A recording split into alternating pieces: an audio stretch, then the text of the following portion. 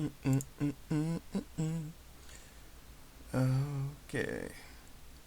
Oh, okay, we are live. Hello. Hello, people. Hello. Welcome to another session, I guess you could call it. It's another stream, dog. It's another stream. And, yeah.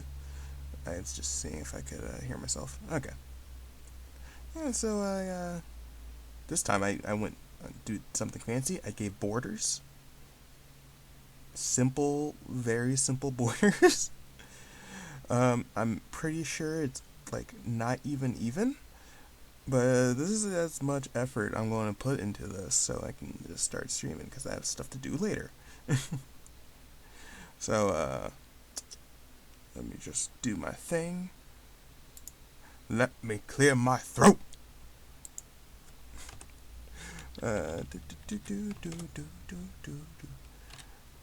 Every stream needs a little setup. This is mine.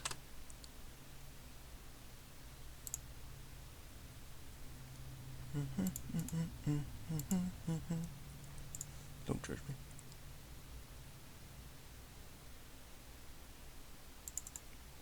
Yeah.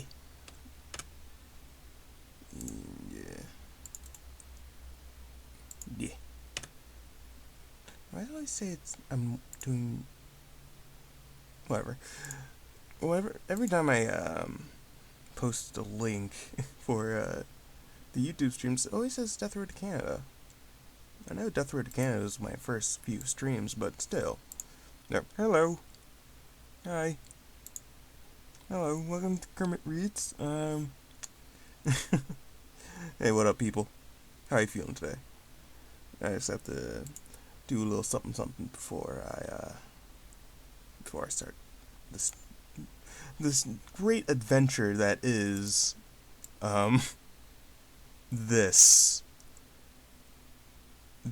thing.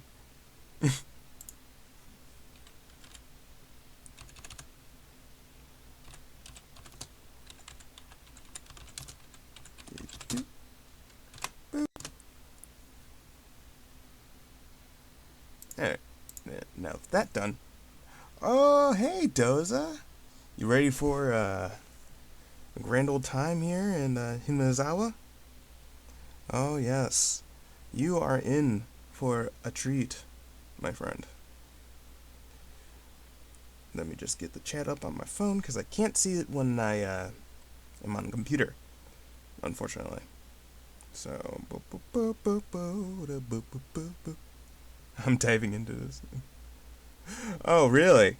Oh, you're going to get some... Well, you kind of come into, like, the big part of the story. Don't worry, you'll be fine. Anyway. I have to clear my throat a little bit so I can just prepare myself for the throat murder that is me reading this. And also the very incriminating words I will be saying. Alright, so last time we just ended chapter 8. I'm hoping to get to chapter 10, at least through chapter 10, here today. So let's start. I have my handy dandy cup of water right by me. So, alright. Let's continue the story.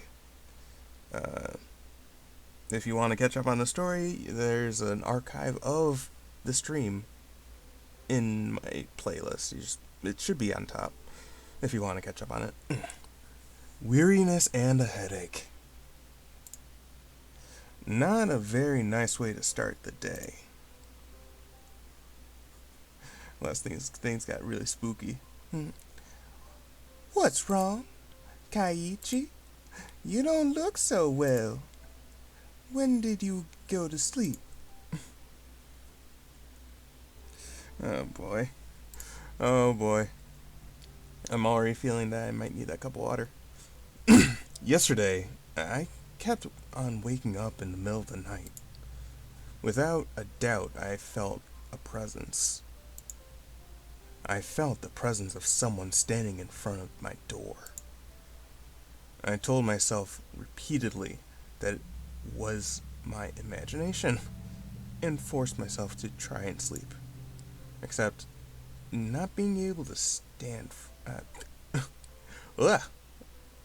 Tripping already, jeez. Not being able to stand it. I gathered up my courage and opened the door. Of course, there wasn't anyone there. I think I did this 3 times throughout the night. Or maybe I just didn't remember doing it any more than that. Even though I was able to get to the breakfast table without incident, I still didn't feel at ease. Yeah, you kind of shouldn't. It might get cold. I, fuck. No, wait. No. Shit. It might be a cold. I don't really have an appetite. Ma, you don't seem warm. You do seem a little warm. Well, can you make it to school? Technically, I did go to a school, but it was mostly self-study. It wouldn't matter much if I missed a day, would it? It could have been that I hadn't been feeling well for the last few days because I really did have a cold. Yeah, blame all the crazy weird shit that happened on a cold. Hey, reconnection successful. Great. That's great. It reconnected. My internet dropped for a minute. I might... If I took some medicine and got a good day of rest, I might be able to greet everyone with a smile tomorrow. Ding dong! Yes, I do have to read ding dong because I wanted to read ding dong. Don't take that out of context. Startled, I looked back and forth between the entrance and the clock. It was 10 minutes later than when I usually meet up with Rena. It was Rena. Rena-chan came to get you. What are you going to do? Are you going to take the day off? Rena was a good girl. She might be somewhat quirky, but she was certainly cute. Man, this took another turn from the last time we ended this. Oh, fuck. The lunches she made were delicious, and she always looked out for me. Oh, so sweet. Why should I be so scared of something like that? It wasn't Rena's fault. It was probably mine. It had to have been my cold. I just imagined she was spying on me. Just imagine. No, you're a ding-dong, Doza. You're a ding-dong. Don't call me a ding-dong. I'll rest. Sorry. Then I'll go send her up for you. Mom headed off to the door. I would have to pass by the entrance to get back to my room. I didn't have the nerve to meet with Rena, so I wrapped myself in a blanket on the sofa and closed my eyes. Now, there's a reason he doesn't have a nerve. It's not because he has a crush. Well, he might used to have a crush on her, but I don't know. Shit happens, dog. Shit happens. I was so sleep deprived, I quickly fell into a deep slumber. Sleep. I had only intended to lie down for a bit, but it was almost noon when I woke up. Damn. I called out to my parents, but they didn't seem to be around. On the table, I found lunch prepared and a note. Mom and Dad had apparently driven off to somewhere far away. What? It likely had to do with Dad's work. They should have probably woke you up. It happened every so often, so it wasn't that unusual. Still, I should have probably woke you up, Kaiichi. Damn. Damn. They would probably be back sometime after dinner. On the note, it said, the insurance card is in the cabinet. Take it and go to the hospital? What? Wait, what? The insurance card is in the cabinet. Take it and go to the hospital. What? There was also a well-drawn map to the hospital. The fuck? That's right. I hadn't been there before, so I didn't know exactly where it was. I had a light lunch, although it really was just leftovers from the morning. And just in case, went to the house. What the fuck? You just got a cold, man. You just got a cold. Maybe. You might also have post-traumatic stress disorder, but you know, that's all kind of subjective, right? Normally, I'd never be here in the middle of the week. In the middle of the weekday. Just walking around like this had me feeling guilty. It was an odd feeling. Following my mom's map, I took a road I usually never used. After walking for a bit, the hospital's sign came into view. Well, it's nice that there's a hospital nearby. Just a good walk away. Oh, hey, if you were here before, you should recognize this name, Erie Clinic, or Irie. I think it's Irie. Irie Clinic was written rather stylishly on the sign. The clinic wasn't very big, but based on the scale of the rest of Hinazawa, it was far too grand. There was a parking lot and even a reserved spot for buses. They must be making a mint. I guess. But there's so little people over here. I mean, like, hospitals usually, kind of thrive off of sick people. And since there's just very little amount of people who live in Hinazawa, because, hey, motherfucker, we in the boonies. Hold on here. I gotta get my drink. Yes. Yeah, if you're in the motherfucking boonies, how's this hospital still running? Yeah. You didn't hear a soda can. What soda can?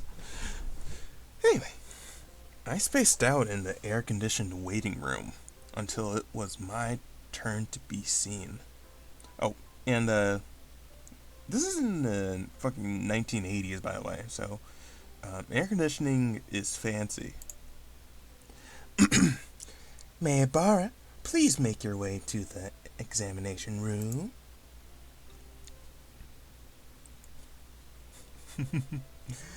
Oh, fun. I'm going to get examined. After properly answering all the chatty doctor's questions, he responded with the old, it's probably a cold. They gave me a shot and 3 days worth of medicine. Damn. Okay. Here, have a booster shot. Do they do that for colds? I don't know if they do that for colds. Whatever. I thought it was a little overboard, but if it would clear away the gloomy feeling, get on drugs feeling I'd been having lately, then it was worth it. Yeah. Yeah, that's how addiction starts, ladies and gentlemen. Anyway.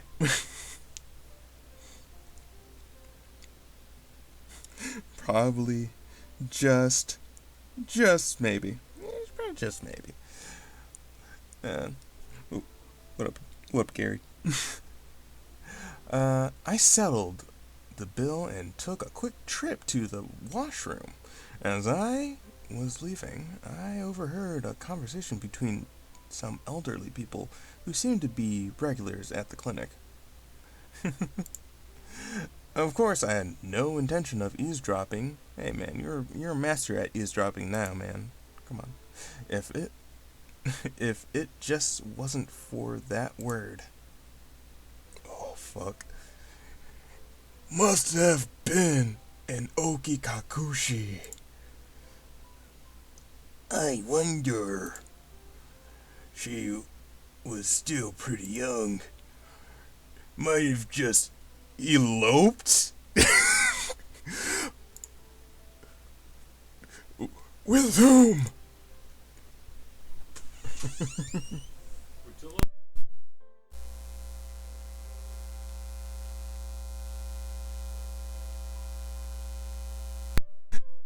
Sorry about that. That's a pretty jumping. That's a pretty large jump in logic, by the way. It might have just eloped. Anyway. With whom? With that man from Tokyo who visits every season. That?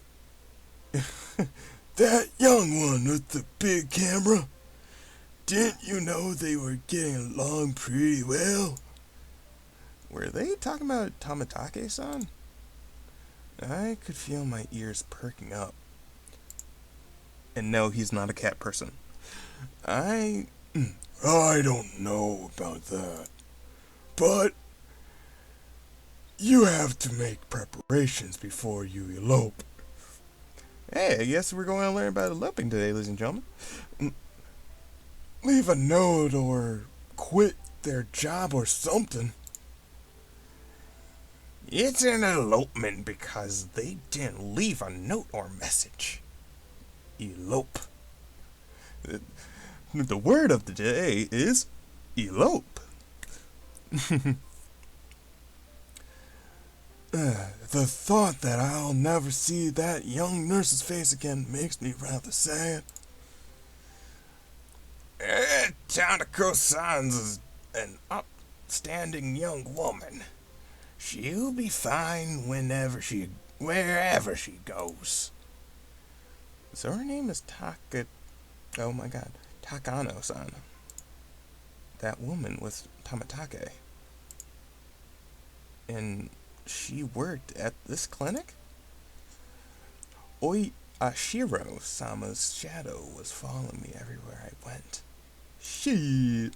I started listening more closely, but they began talking about fishing, and it didn't seem like they were going to revisit the topic. I gave up and left. Some juicy information we just got there. Thus, even though I was separated from the daily monotony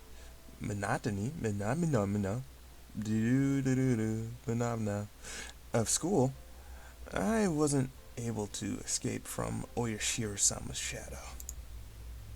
But of course, Oyashiro-sama was the guardian deity of this place, of Himanazawa. As long as I was in Himanazawa, I wouldn't be able to escape.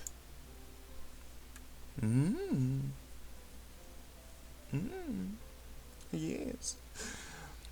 Maybe it was because I was walking outside, but my appetite had suddenly returned. Hey, that's a good thing, right? Maybe that shot was something good then. Those meds are great. I might as well buy a snack with the change from the examination fee on the way home. Get me a Snickers. I want a Snickers. He's not gonna get me a Snickers. Anyway, contemplating that, I turned onto a familiar street. Hey. At that moment, I heard a car horn abruptly honk behind me. Was I really walking so far into the middle of the road where I'd be in a car's way? I moved farther off to the side, but the horn was still honking at me. I turned around, peeved. Oh, shit! How did I do his voice? I think it's just that old man's voice. Man, bar, son. Good day to you. Yeah. Oh, it was Oshi. Oyu. Uyushi-san. Lost two. From the moment I started reading, I lost two viewers. uh, he stepped out of his car, AC on full blast, and waved at me. What's up today? School on. What's up today? School on break? Just not feeling well, so I took the day off.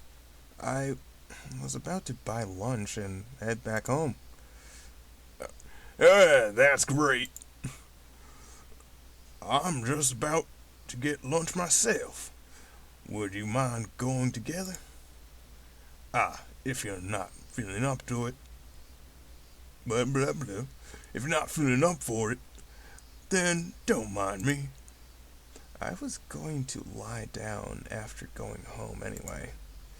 And I didn't really have a cold. I doubt you'd want to eat at one of these local places. Let's go into town. It's oh, wait a second. I doubt you'd want to eat it. I don't know who's reading this. There's one flaw here is that it's not really too explanatory who's reading right now. I'm just going to read it normally. I doubt you'd want to eat at one of these local places. Let's go into town. It's a bit of a drive. Is that alright? I know a pretty good place. That's probably Oishi-san. I'd finally begun to understand Oishi-san's roundabout way of saying things. He probably wanted to talk to me about stuff that would be difficult to discuss while in Himanazawa. Hey. I went with Oishi-san, riding in his frigid car. It was almost as if the bright sunlight outside was a lie. I'm sorry about calling you so late last night. Did your parents get angry at you? No. I recalled Rena, who had been listening to the phone conversation all the time. All that time, separated from me by just the door. Even now, in the brightness of the sunlight, the thought still creeped me out. With a big bump that jolted the car, the road connected to the city changed from dirt to pavement. My head swiveled back in a sudden realization. That's right. This was where Tamatake-san died. They've hit They've hit a snag on the investigation regarding Tamatake-san. Oishi-san spoke while peering at me from the corner of his eye. They believed it was caused by hallucinogens, given how he was crawling. Oh, fucking Christ. How he was clawing out his own throat. But a drug that would cause that to happen so suddenly is extremely hard to come by. Bear in mind, of course, the autopsy was done with that premise in mind. But we didn't find any leads. You know that thing you see in comics all the time? Where there's a drug that if you put it in them, it doesn't leave any traces? It exists. Oh, I'm not. Oh. Something calls something or other. Well, it's pretty common. But you see, there doesn't seem to be any kind of drug that would cause Tamatake to react like that. Then you're saying the police concluded Tamatake-san just died from the curse? I couldn't help but feel that the police were worthless. I just wanted the idea of the curse to be disassociated from Tamatake-san's mysterious death. Unfortunately, that's how it looks right now. But putting aside the cause of death, without a doubt, he was surrounded by a group of people and had been taking a beating before he died. That was no curse, but an incident that unquestionably involved other humans. Shit. Oh man. Poor Tamatake. That made me a bit relieved.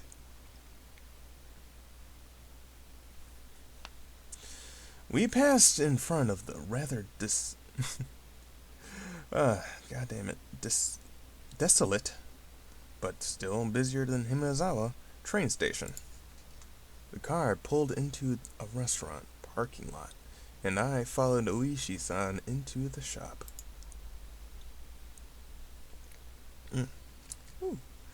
It was pretty crowded, but there were only adults at this hour.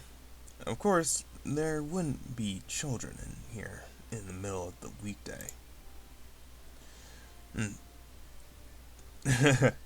Two, please. Non-smoking. This way, please.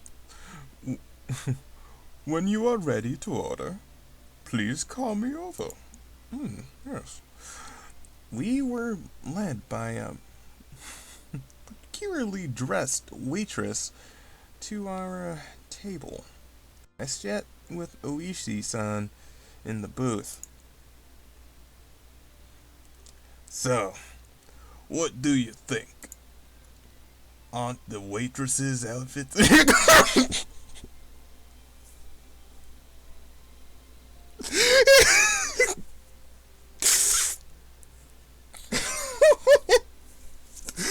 Aren't their outfits here cute? Huh? Well, I guess. This shop is always quite busy. It's more about the waitresses than the food, you see. Oh my god. Uh-huh. Oishi-san, you're leering. Hmm? Am I really? Fucking Christ.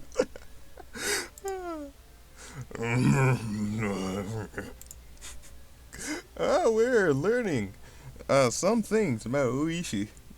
Oh shit. Regardless of how the waitresses looked, the food was decent enough. Finishing our meals while talking about some inane topic, Oishi-san's after-meal cup of coffee arrived on the table. Yesterday we talked about Himizawa's past, didn't we? Yeah, that it was the village of man-eating demons or something like that. I didn't know much about it myself, so I asked my grandmother about this morning. Oishi-san took out the notepad that was stuffed into his breast pocket. Turns out that Himizawa used to be called Onigafuchi, or Ogre's Abyss. Onigafuchi? That's quite the name. The name is still around. The marsh where the Shinto priest's wife drowned herself is still called Ogre's Abyss. It's said that the depths of that marsh connect to the realm of demons. Of course, nobody had told me anything about such an ominous marsh. And you see, it appears they were both veered and revered. A respect born of fear. I guess you could say it was a kind of deflection. Whatever. I'm not fixing that. A village of inhuman creatures. Seems the demons were shinin, or mountain-dwelling mystics of sorts. Oh boy. Taking villagers with incurable illnesses. Incurable. Incurable illnesses into the ogre's abyss and healing them, for example.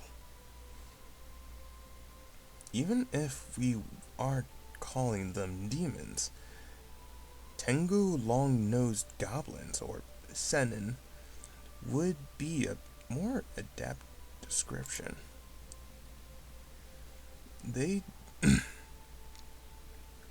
they don't seem like terrible